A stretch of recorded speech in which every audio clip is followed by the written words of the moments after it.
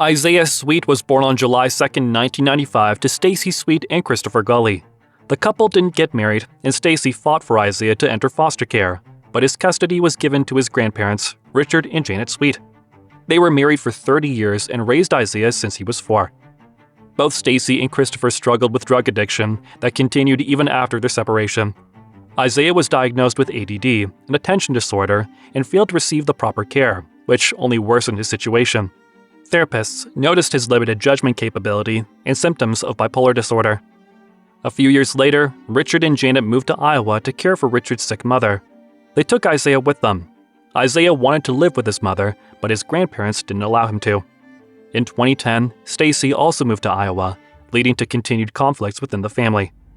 During his teenage years, Isaiah's police record included multiple arrests for drug possession, curfew violations, underage drink possession, and unauthorized vehicle use. The police were called to the residence around 18 times during this period. In 2012, Isaiah faced accusations of physical torture and was referred to juvenile court services. He even tried to end his life by jumping from his grandparents' car. At 17, Isaiah's condition became severe, indicating a psychological and social maturity similar to that of a 12-year-old. He faced significant developmental issues, struggled with educational adjustments, and exhibited quick anger, a lack of sympathy, and a sense of superiority, as diagnosed by a psychologist. Meanwhile, Richard's mother passed away, and she removed him from her will, leaving everything to other children. Richard's frustration increased after he found the will, leading to more verbal abuse of Isaiah. Isaiah's mental condition got worse with time. He once attempted to set the house on fire using a homemade blowtorch. His mother got him a cell phone, which he kept hidden from his grandparents. He also told his mother that his grandparents wanted to end his life as he was a trouble for them. Isaiah was fed up with his grandparents' torture and wanted to get rid of them. After seeking advice from a 21-year-old friend named Brandon Ayers, he discussed ways to harm them. Later, Isaiah got a rifle and learned to use it from Brandon. On May 11, 2012, Isaiah murdered his grandparents with a rifle at their home.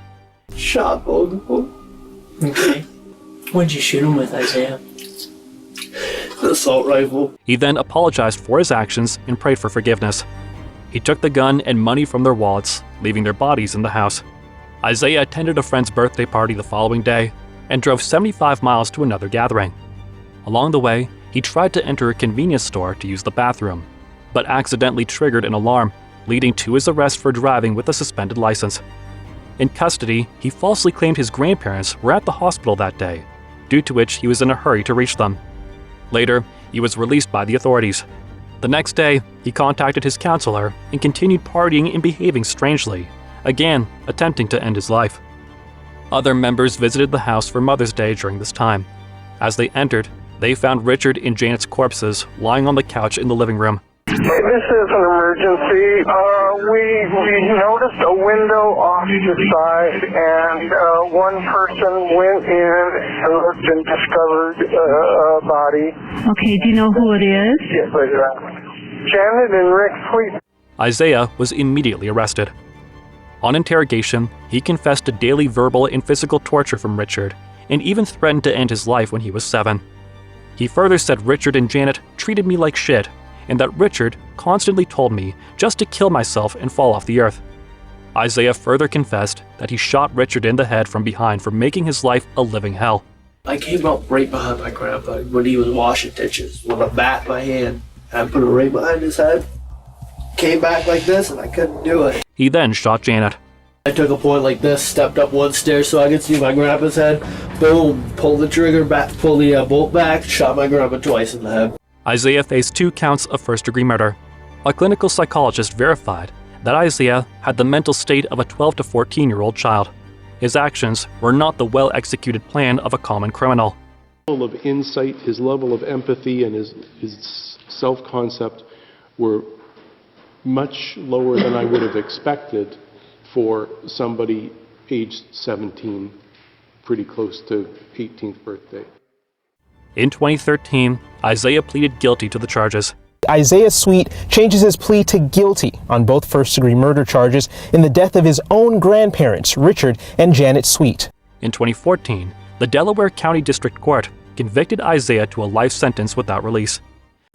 It should be an uncommon if not rare, case where a juvenile offender is committed to life in prison without the possibility of parole. The court stated his crimes were horrific and calculated and showed a lack of humanity. He planned the crimes and he acted with cool deliberation and an utter lack of humanity. Brandon received an 18-year prison sentence for being an accessory. Isaiah argued that his sentence went against the Iowa Constitution due to his young age, lack of maturity, impulsive behavior, and potential for rehabilitation. In June 2016, the Iowa Supreme Court stated that young individuals, such as Isaiah, convicted of murder, cannot receive life sentences without parole. They deemed it as cruel and unusual punishment, considering the scientific agreement that teenagers' brains are not fully developed, making them more vulnerable to peer pressure and harsh actions. Isaiah was resentenced later that year to life in prison with the possibility of release. He was eligible for release just 4 years after arriving at prison. In 2018, 3 Iowa Parole Board members assessed Isaiah's record and acknowledged his positive progress during his 4 years in prison. He earned a career readiness certificate and participated in rehabilitation programs. However, concurring with the Department of Corrections, the board decided not to release Isaiah, and his request for release was denied. As of today, Isaiah is being held at the Iowa State Penitentiary in Fort Madison.